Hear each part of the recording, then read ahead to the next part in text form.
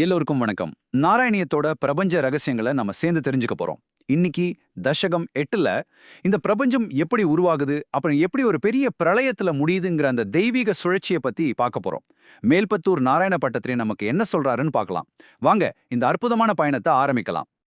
நாம தொடங்குறதுக்கு முன்னாடி ஒரு நிமிஷம் இதை யோசிச்சு பாருங்களேன். இந்த முழு பிரபஞ்சத்தையும் படைச்ச பிரம்மாவோட ஒரு நாள் அது எவ்ளோ பெரியதா இருக்கும்? சில மணி நேரமா இல்ல பல வருஷங்களா? நாராயணியம் சொல்ற பதில் நம்ம கற்பனைக்கே எட்டாதது. அந்த பிரம்மாண்டமான கால அளவை பத்தி தான் நாம இன்னைக்கு ஆழமா பார்க்க போறோம். சரி, முதல் 3 ஸ்லோகங்களே எடுத்துக்கலாம். ஒரு மாபெரும் பிரளயம் முடிஞ்சதுக்கு அப்புறமா அந்த படைப்பு சக்கரம் மறுபடியும் எப்படி சுழல ஆரம்பிக்குதுன்னு இது நமக்கு ரொம்ப அழகா விளக்கும். தசகம் 8 ஸ்லோகம் 1.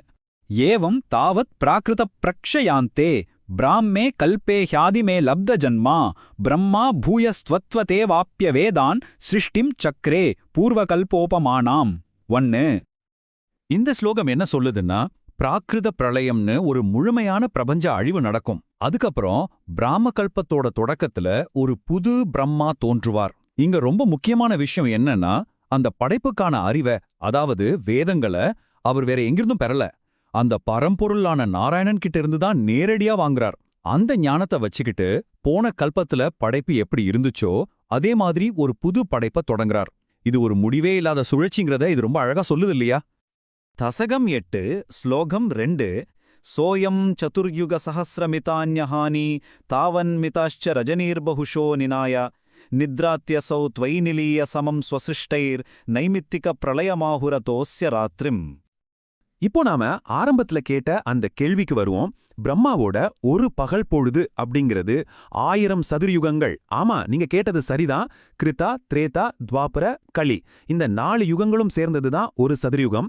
அந்த மாதிரி 1000 சதுர்யுகங்கள் சேர்ந்ததுதான் பிரம்மாவுக்கு ஒரே ஒரு நாள். நினைச்சு பார்க்கவே முடியல இல்லையா? பிரம்மாவோட பகல் 1000 சதுர்யுகங்கள்னா அப்போ அவரோட இரவும் அதே 1000 சதுர்யுகங்கள் நீளமானதுதான். பகல் முழுக்க அவர் படைப்பு தொழில செய்கிறாரு. இரவு வந்ததும் அவர் தூங்க போயிடுறார்.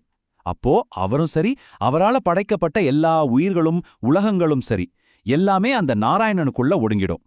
இந்த இரவு நேரத்துல நடக்கிற பிரளயத்துக்கு பேரு தான் நைமித்திக பிரளயம். தசகம் 8 ஸ்லோகம் 3. அஸ்மாத்ருஷாம் புனர்ஹர்முகிருத்ய துல்யாம் சிருஷ்டிம் கரோதி அனுதினம் சபவத் பிரசாதாத் பிராக் பிராமகல்ப ஜனுஷாம் ச பராயுஷாம் து சுப்த பிரபோதன சமாஸ்தி ததாபி சிருஷ்டிஹி. 3. இந்த ஸ்லோகத்துல ஒரு அற்புதமான ஒப்பீடு இருக்கு பாருங்க.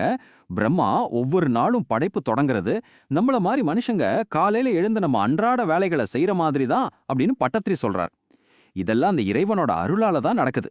சரி, அப்போ போன கல்பத்துல இருந்த சிரஞ்சீவிகள் நித்திய ஆத்மாக்களுக்கு என்ன ஆகும்? அவங்கள பொறுத்த வரைக்கும் ஒரு கல்பம் முடிஞ்சு அடுத்தது தொடங்குறதுங்கிறது ஒரு நீண்ட தூக்கத்திலிருந்து முழிச்சு எழுந்திருக்கிற மாதிரி ஒரு சாதாரண விஷயம்தான்.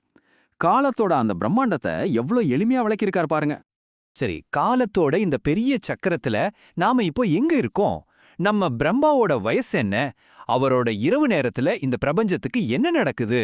இதுக்கான பதில்களை தான் நாம இப்போ 4வது 5வது ஸ்லோகங்கள்ல பார்க்க போறோம்.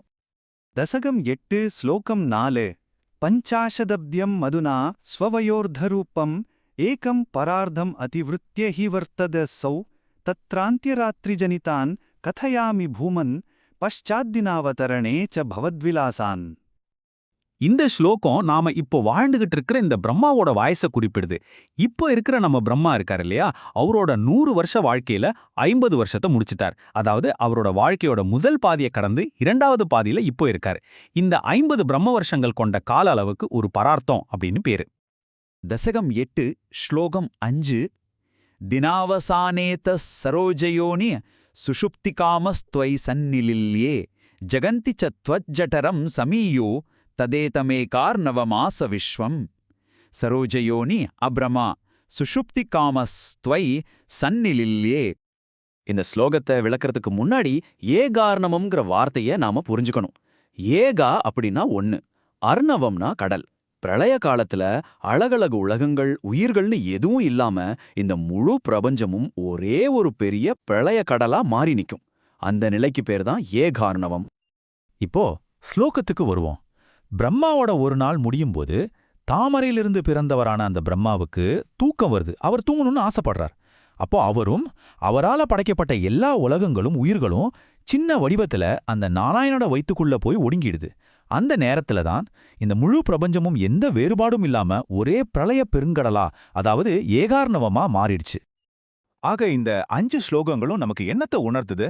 இந்த பிரம்மாண்டமான படைப்பு, யுகங்களை கடந்த இந்த கால சக்கரம், பிரளயம், அப்புறம் மறுபடியும் ஒரு படைப்பு, இது எல்லாமே அந்த பரம்பொருளான நாராயணனோட ஒரு தெய்வீக லீலை.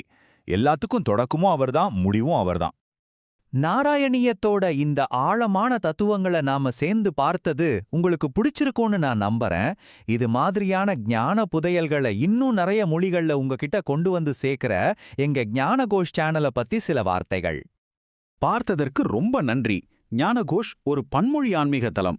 நாங்க ஆங்கிலம், ஹிந்தி, மராத்தி, தமிழ், குஜராத்தி, மலையாளம், பெங்காலின்னு பல மொழிகள்ல ஆன்மீக ஞானத்தை பகிர்ந்துக்கிறோம்.